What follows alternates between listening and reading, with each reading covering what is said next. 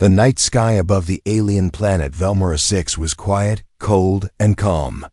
Stars blinked far away in the dark, and 2 moons floated peacefully. Deep inside a rocky valley, the Zealand medical base stood like a shining white egg, glowing in the darkness. Inside the base, alien doctors and nurses moved through bright halls, their blue skin shining under soft lights. The Zealands were a peaceful race, known for their medical science and advanced healing machines. They had never treated a human before. Then it happened. A red light flashed. A loud alarm rang. Emergency signal detected. A voice shouted across the medical bay. Nurse Kira, a young Zealand with silver eyes, jumped from her seat. Her long fingers danced over the control panel. "A ship has crashed," she said. "Not far from here. It's a human escape pod." Everyone turned to look at her. The word human made the room silent. Zealands had heard stories about humans, wild, emotional, and unpredictable creatures from a distant part of the galaxy. They were rare in this area. Some believed they were dangerous. Others thought they were interesting. "Send a rescue team," the head doctor ordered. "But be careful." Within minutes, Nurse Kira and 2 drone assistants flew out in a small hovercraft. The crash site was only 4 clicks away, near a broken cliff. Smoke rose into the air. Metal pieces burned on the ground. The escape pod was half buried in rocks. Kira stepped forward slowly, her heart beating faster. She had never seen a real human before. As she got closer, the pod's door opened with a soft hiss. Inside, a body lay still. It was a male human. His skin was pale. His clothes were torn.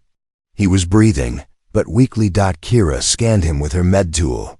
"He's alive." "Barely," she whispered. But then, something strange happened. Her scanner beeped loudly and flashed red. A warning appeared on the screen. "Unknown biological reaction detected in lower region. High temperature. Swelling." Kira frowned. "What is this?" She scanned again. Same result. One of the drones buzzed nervously. "It might be an infection," Kira said, trying to stay calm. "We need to take him back, now." Back at the Zealand medical base, the human was placed inside a healing chamber. Machines beeped softly around him. Kira stood beside him, reading his strange human data. The swelling in his lower body was still showing. The scanner called it local inflammation, a common medical term. But this one was odd, very odd. No wounds, no bruises, just ... swelling and heat. Kira tilted her head. "I don't understand," she whispered. The human's eyes opened slightly. He looked straight at her. His lips moved, and he gave a weak smile. Kira stepped back. "Is he in pain?" she asked the machine. "No," the computer answered. "Vital signs stable, inflammation unchanged." Kira didn't want to ask, but curiosity pulled her closer. She looked again at the scanner's location map. The swelling was between his legs, but the human had no injury there. She had read about human organs before, but nothing matched this strange reaction. Should I inspect it directly? She asked herself. She wore her gloves, took a deep breath, and gently pulled back the blanket covering the patient. What she saw made her eyes go wide. Her skin turned pale blue with shock. She stepped back quickly, almost dropping her scanner. This ... This is not a normal inflammation," she whispered. She turned off the scanner in panic. Her heart was beating fast. She felt confused, embarrassed, curious. Was it a weapon? Was it some kind of defense system? Or was it something else? She ran to the medical report room. "I need to report an unknown human condition," she told the system. Condition: strange swelling. Unknown cause. No visible injury. Human awake and smiling. Possible threat? The computer asked. "Do you want to alert the high doctor?" She paused. Her mind raced. "No," she said finally. "Not yet. I need to study more." Later that night, Kira sat alone in her lab. She couldn't stop thinking about what she saw. She opened old Earth biology files, searching for answers that she read about human anatomy, that she read about emotional reactions, that she read about reproduction. Her silver eyes grew wide again. "Oh no," she whispered. "That wasn't an injury. That was something else." Just then, the door to the lab opened. The human was standing there, still weak, but awake. He leaned on the wall and smiled at her again. "You really don't know, do you?" he said. Kira froze. Her face turned deep blue.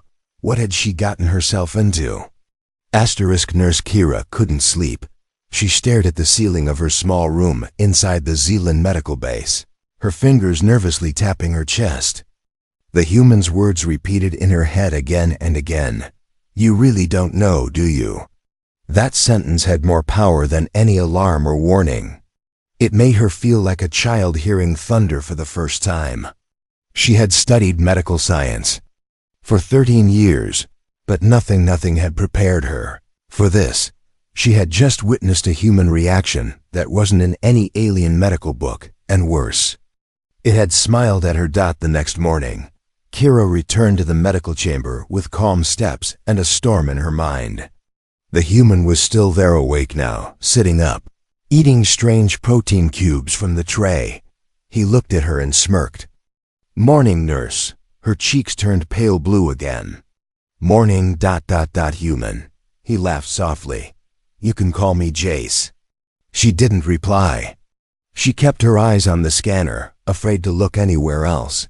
The scanner still showed the same. Result: localized inflammation. Temperature: 38.7 degrees Celsius. No injury. No infection. Kira sighed. "Still the same problem." "It's not a problem," Jay said with a grin. "It's just a normal part of being human." She turned to him slowly. "You're saying this swelling is normal?" "Completely normal. Especially when I see someone cute." Kira blinked. "Someone cute." "You," he said casually, chewing his food. Her brain froze. Her translator implant double-checked the word cute 3 times to confirm. Later, Kira met with the head doctor and other alien medics. They gathered in the analysis room, holograms spinning above the table. "We've never seen this type of reaction before," said Dr. Vell, frowning. "Maybe it's a defense function. Or maybe it's a hidden parasite," another medic added. Kira stayed quiet. She didn't tell them what she saw. She didn't tell them what the human said. She didn't tell them what she had learned last night from the secret Earth files. Because if she did, they would all panic. Or laugh. Or worse, lock the human in a test lab. "I will keep observing him," she said finally. "Alone." The doctors agreed. Back in the patient's room, Jace was now humming a song. Kira entered with a med tablet in hand. "No more swelling checks." "Please," he joked. "I might get even worse." "I'm not checking anything," she said sharply, but deep inside her mind was racing. She had learned the human body could react from thoughts and emotions, not just injuries. His swelling wasn't an illness. It was connected to attraction. To her. Was that possible? Why did her own heart rate increase every time he smiled? That night, she did a silent scan while Jace slept. She carefully moved around the bed, her scanner humming softly. His breathing was steady.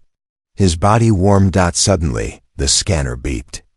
Again, the inflammation had returned. She gasped and looked up. Jace's eyes opened. They stared at each other in silence. "Are you spying on me while I sleep?" he asked softly. Kira stepped back. I was just scanning." He smiled again. "You're curious, that's okay." Her voice was quiet. "You are very confusing." He leaned forward, closer now. "So are you, but I like it." Kira's heart skipped a beat. She turned and left the room quickly. Outside the door, she pressed her back against the wall and whispered to herself, "I need help, or a memory wipe." Alien dreams didn't usually involve humans, but last night, Nurse Kira saw herself floating inside a strange space, holding the human's hand while stars exploded around them. His face was blurry, but his smile felt real. She woke up in a cold sweat. That morning, she didn't look in the mirror. She was afraid of what her face might show. Inside the medical room, Jace was whistling again. He had already taken apart 2 scanner units and rebuilt them into something else. What are you doing? Kira asked. Upgrading your tech, he said proudly. Your scanner runs too slow. She stared at him. You are not a technician. Many things, he said, tapping his temple. Kira sighed. You are also my patient. Stop touching things. Okay, Nurse Kira, he said with a grin, sitting back on the bed. But she noticed something different now. His eyes weren't just playful anymore. They were watching her, studying her. And for the first time, she realized so was she. After the incident with the inflammation, no other Zealand nurse wanted to handle Jace. They said he was medically unstable, emotionally unpredictable, and biologically confusing. So the head doctor gave a new order. Nurse Kira, you are now assigned to him full-time. Observation only. No physical contact unless required. That last part made her skin heat up. Day 1 of private observation started quiet. Kira sat in a corner of the room, writing notes on her tablet. Jace read an old Earth novel and made jokes she didn't understand. Then he asked, do Zealands fall in love? She blinked. Love is not common in our culture. We form partnerships for science or purpose. So no dating? No cuddles? No I like you moments. She tilted her head. Cuddles? Jace laughed hard. Forget it. You're adorable. Her cheeks turned light blue again. Focus on healing. Day 2 was different. Kira was checking his back muscles using a nerve scanner when suddenly, the scanner beeped. Not from the nerves. From that place again. Inflammation returned. Kira stepped back. Again? Jace looked down, then smirked. Your hand was warm. That usually does it. She dropped the scanner. I didn't touch that. He shrugged. Close enough. Her heart beat faster. Was this a normal part of being human? Or was he teasing her? Or worse, was she starting to enjoy this? Later that evening, alone in her lab, Kira searched. Why do humans experience repeated swelling in non-injured areas? Answer: excitement, attraction, emotional or physical stimulation. Common in adult males. She closed the screen quickly. Her fingers were shaking. This wasn't just science anymore. Day 3. Evening. Kira entered the room, and Jace wasn't in bed. Human? Here, he called from the side room. She found him sitting on the edge of the med table, shirt off, chest covered in sweat. I tried exercising. Big mistake, he said, breathing heavy. You are not ready for physical activity. She scolded. She rushed over and reached to scan him, but her hand touched his shoulder instead. Their skin made contact. Jace looked into her eyes. Kira froze. The scanner dropped. Beep. Inflammation detected. They both heard it, both stayed silent. Then Jace whispered, "This happens because of you, Kira." She couldn't breathe for a second. "I should leave," she said quietly. But she didn't move. Outside the room later that night, Kira recorded her log. Patient Jace shows increasing biological reactions tied to emotional triggers. I suspect I might be the trigger, and I don't know how to stop it, or if I want to. She pressed save. Her hands were still warm. Asterisk, the first time Nurse Kira lied in a medical report. It was because of him. She sat in front of her report screen, staring at the blinking cursor. The system asked, "Biological status of human subject?" She typed, "Stable, no unusual symptoms." That was a lie, because the inflammation had now happened 6 times in 3 days. Each time, it appeared suddenly. Each time Jace smiled, and each time she felt her skin warm up in ways she couldn't explain. That morning, Kira made a decision. She had to ask the human directly, not as a nurse, not as a scientist, but as someone deeply confused and curious. She entered the room with firm steps. Jace was sitting on the bed, humming again. He looked up. "Good morning, Doc Blue." She didn't smile. "Jace," she said clearly, "I need to ask you a serious question." His eyebrows rose. "Oh, I like serious. What exactly is this?" "Inflammation?" she asked, pulling up the scan image. "Why does it happen without injury?" Jace stared at the screen and then burst out laughing. Kira frowned. "This is not a joke." He put a hand over his mouth, trying to control his laughter. No, I'm sorry. You're right. Okay, let's talk." He leaned forward, elbows on his knees, voice calm. "Kira, that's not an illness. That's just how human males respond to attraction." She blinked. "Attraction?" "Yes, when we feel close to someone. When we like them, physically or emotionally, the body reacts." Kira's mind raced. "So, it's not dangerous?" "Not at all," Jay said. "It's natural. Annoying sometimes, but natural." She took a step back. "And it happened because of me?" Jace's smile softened. "Yes, you're smart, you're beautiful. And you care. My body notices that even before I do." Kira turned away, heart racing. She had just confirmed the truth. The scanner wasn't broken. It was her presence that triggered it.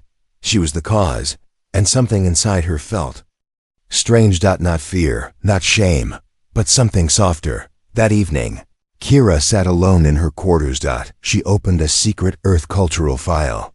Title: Human Reactions to Love, Touch, and Intimacy. It explained everything. The swelling, the warmth, the eye contact, the heartbeat, even her own confusion. Everything was connected to emotions, something her species had trained to suppress. She whispered to herself, "Have I been sick this whole time? Or just humanizing?" The next day, things changed. Kira walked into Jace's room. He looked up, expecting the usual routine. Instead, she said, "Let's talk about feelings." He blinked. "What now?" "You said your body reacts because of feelings," she said. "I want to understand that, deeply, fully, scientifically." Jace raised an eyebrow.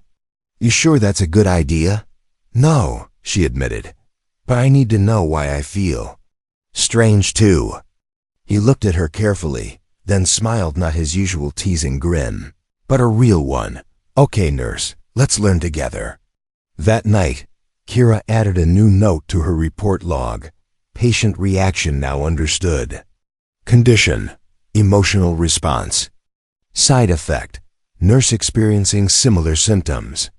Conclusion: the inflammation was never a problem, it was a message. One we both understand now. She saved the file.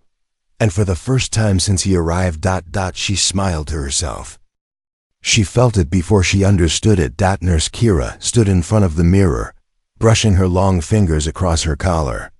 Her reflection looked the same: calm blue skin, silver eyes, steady posture. But something was different inside. Something warm, something heavy, something human. At breakfast, her fellow Zealand nurses noticed her silence. "You haven't filed a report today," one of them said. Kira just nodded and sipped her nutrition drink. The truth was, she couldn't trust her own reports anymore. Because every time she looked at Jace now, the readings didn't matter. What mattered was the strange flutter in her chest, the one she didn't understand and didn't hate. Back in the observation room, Jace was drawing something on a tablet with his finger. Strange loops and lines. "What are you doing?" Kira asked, standing at the door. "I'm teaching myself your language," he said with a proud smile. "I want to write you something. In Zealand." "Why?" "Because I like you." Her breath caught. Just like that. So simple, so open. So human. The day passed slowly. Kira tried to act normal, scanning, recording, organizing data. But Jace kept watching her. Not like a patient. Like something more. When their fingers touched by accident while passing a cup. Her pulse spiked. Beep. Scanner. Elevated heart rate. Nurse Kira. She yanked the scanner away. Jace laughed gently. See, you're catching it too. Catching what? She snapped. He leaned in. Feelings, they spread, like fire. Later that night, alone in her room, Kira opened her neural journal. But this time, she didn't record medical data. She recorded memories. Day 1, he smiled. I felt annoyed. Day 2, he joked. I felt curious. Day 3, he stared. I felt warm. Day 5, he said he liked me. I felt alive. She stared at the words for a long time. Then she whispered, I think I'm infected too. The next day, something happened. An energy spike rocked the base. Alarms blared. Lights flickered. A power core overload. A small explosion in the lower wing. One young alien child was trapped in the smoke. Everyone froze, but Jace ran. Without a suit. Without oxygen. Kira chased after him, shouting, Jace, stop! It's too dangerous. But he didn't stop. He found the child under a broken pipe, lifted him with shaking arms, and carried him out just before the backup seal closed. He collapsed on the floor, coughing. When Kira reached him, he looked up at her. Eyes burning, lungs weak, but he still smiled. You okay? He asked. She stared at him. You almost died, she whispered. You almost cried, he replied. She didn't answer, but she touched his face gently. And this time, she didn't pull away. That evening, she sat by his bed, holding his hand while he slept. No scanners. No rules. Just. Two hearts beating in different rhythms. Slowly sinking, she realized something powerful. This wasn't just biology. This was connection. And connection was contagious. Asterisk. The message arrived at midnight. Black-coded transmission. Urgent. Unskipable. Nurse Kira opened it with shaking hands. Council order. Human subject 77A to be removed from medical base within 48 hours. Transfer to biological study lab recommended. Possible contamination. Emotional disruption reported. Her heart dropped. They knew. She stood outside the head doctor's chamber, watching the council's holograms float in the air. 5 tall, glowing figures with long robes and emotionless eyes. The High Council of Zealand Medicine had arrived. They didn't greet her. They didn't even look at Jace. They only looked at the data. He is unstable, one of them said. He causes emotional imbalance, said another. His presence interferes with medical duty, added the third. Kira's hands tightened behind her back. She wanted to scream. But Zealands were trained not to show emotion in front of the council. Until Jace walked into the chamber. No guards. No fear, just a quiet human smile. I heard you want to lock me in a lab, he said. Cool idea. Terrible hospitality. The room fell silent. Counselor Veth, the coldest of them all, turned to Kira. You filed the original report. Do you confirm this human shows signs of emotional contamination? Kira looked at Jace. He didn't look afraid. He looked proud of her. She turned back to the council and said, No. Shock rippled through the room. I withdraw that part of the report, she continued. He is not a danger. He's human, that's all. The council murmured. He saved a child during the power surge, she added. No Zealand moved. But he did. That is reckless, said Veth. That is compassion, said Kira. Outside, after the hearing, Kira found Jace sitting near the moonlight garden. He looked at her and said, So, what now? Do I pack my bags or get poked by alien needles for the rest of my life? You made things worse, she whispered, sitting beside him. You made them better, he whispered back. Their shoulders touched. Silence. Peace. Until a drone floated over, dropping a small official device in Kira's lap. She pressed play. Final Council decision, Human Subject 77A is not a danger. Emotional activity noted but not harmful. Transfer denied. Subject may remain under Nurse Kira's direct supervision. Special role, Human Specialist. Jace leaned back, hands behind his head. So, I'm officially special now. Kira didn't answer. She was too busy staring at the stars. Her eyes weren't cold anymore. Later that night, in her report log, she wrote, "Today I broke protocol. I stood up to the council. Not because he's human, but because ...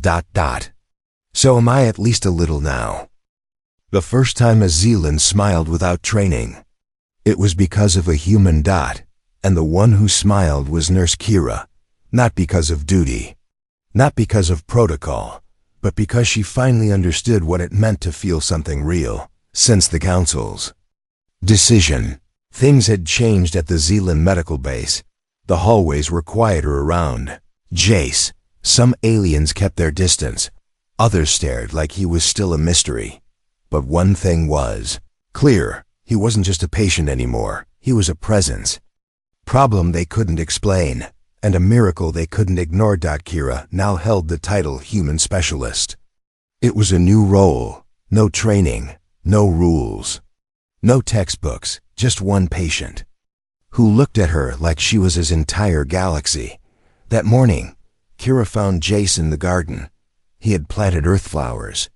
Bright, strange, colorful. They didn't belong on this planet, just like him. He looked up. "You came." "You asked me to," she said softly. He stood, brushing soil off his hands. "I've been thinking ... Dangerous," she teased. He chuckled. "Maybe, but I've decided. I'm going back to Earth." Her smile faded. "Oh, but I'm not going alone," he added. Kira stared at him. The wind moved her hair gently. The world around them felt slow. "You want me to come with you?" she asked.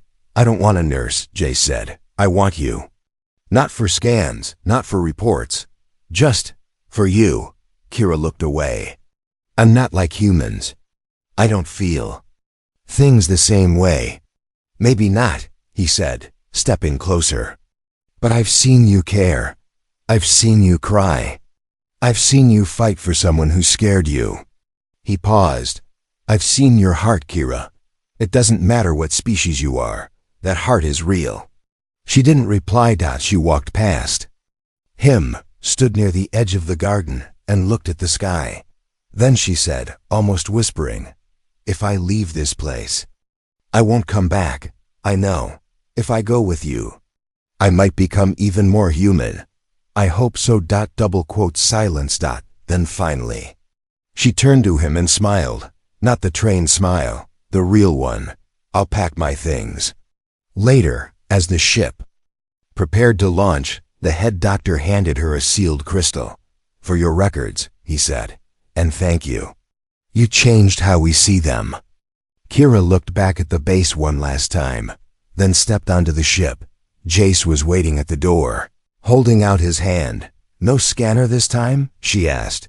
"No need," he said. "I already know what's inside you." She took his hand. Together, they walked into the stars. Patient stable, planet stable. But me? I've never been more unstable. And I've never been happier.